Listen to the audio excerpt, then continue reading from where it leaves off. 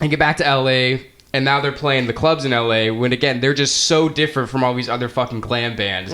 They're just real. They're living in a studio that doesn't even have a bathroom. Right. There's like 5 guys sleeping on the floor. It's like a 12 by 18 studio. It's fucking crazy.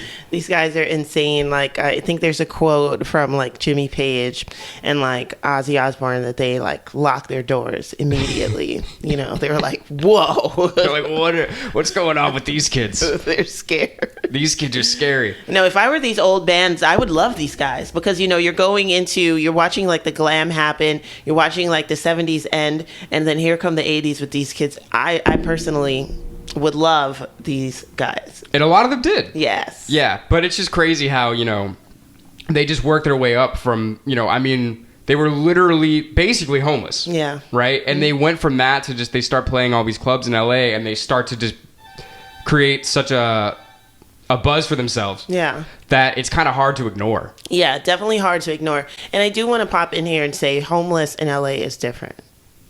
As opposed to homeless in New York. Yes. Well, you don't need as many coats.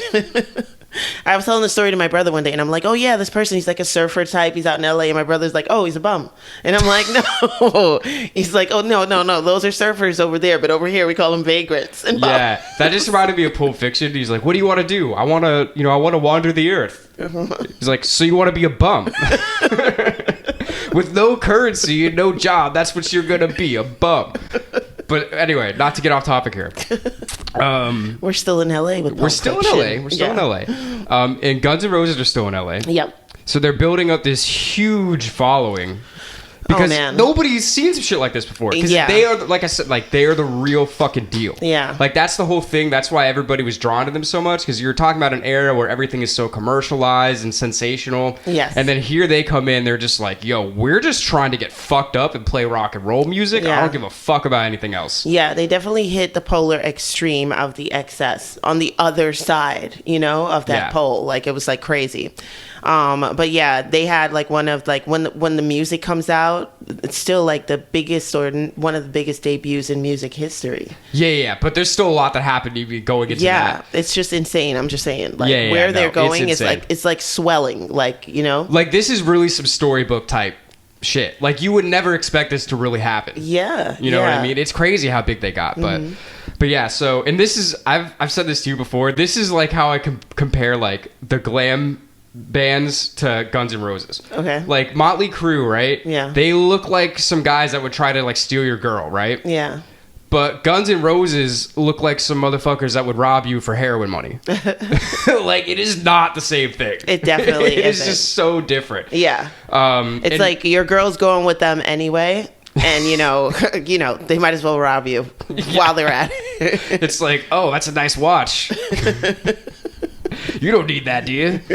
But yeah, so they obviously they develop quite a following in the scene. Yeah. And then eventually they play a show. There's like 20 record label A&R people at this like one show. Yeah. And I love the word of mouthness of this. Yeah. Well, this is how it had to go back in the day. Yeah, but I mean that's just so great still. Like, you know? Yeah. Because everybody knows, like, have you seen this band? Yeah. There's and it gets nothing like this. It gets to corporate. That's insane. Like, I love that. Yeah.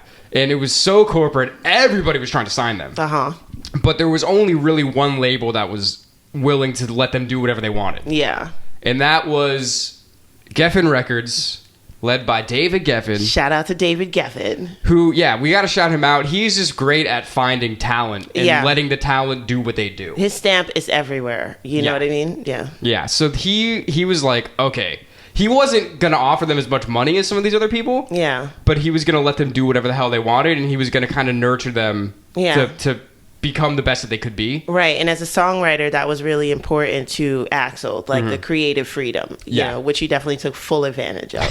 Yes, he did. Studios. And so they got signed to Geffen, and they start, laying down the sound. And it's funny because the whole time that they were a band, even before they got signed, they were so all over the place that the whole vibe is kind of like, this could all fall apart at any second. Yeah. Yeah. Like before they had any fame, before they had like Axl was always showing up late to shows before anybody knew who the fuck they were. Right. Like all the band members were getting wasted all the time. It's not like they just started doing that as they got successful. That had been just who they are. Yeah. Yeah. And that's so interesting about it too, because it's like when they play together, the way they support each other in terms of like the music, it's like it comes out like that. It doesn't come out as if like they're like, okay, well, really thinking hard about what they're going to do. Right. It seems like they just step in a room and start to like support each other musically. Yeah. Which is insane.